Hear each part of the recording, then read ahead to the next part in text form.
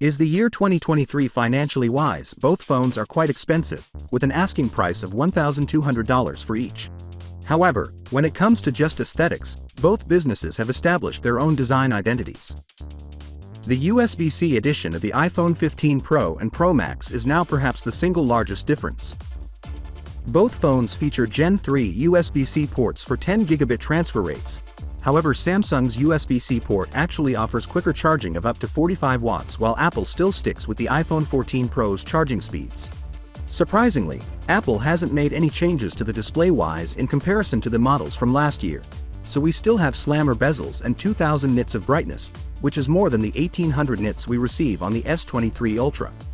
Along with having higher CPU scores and somewhat better battery efficiency, the iPhone 15 Pro comes with a 3nm Apple A17 Pro processor compared to the 23 Ultra's 4nm. The largest improvement comes from the A17 Pro's upgraded GPU, which can actually run console games.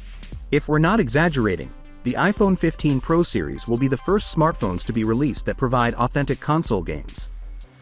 When it comes to bringing console games to mobile phones, Samsung never actually works with these game developers, despite how much they like to boast about ray tracing in their keynotes.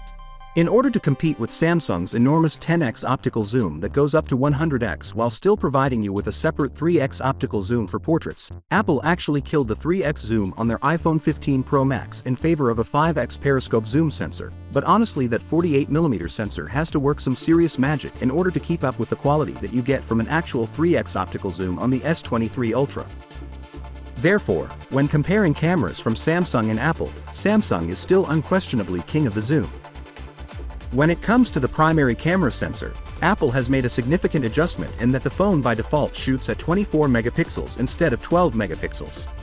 You may choose to shoot at 24 megapixels, 48 megapixels, or switch to RAW 48 megapixels mode.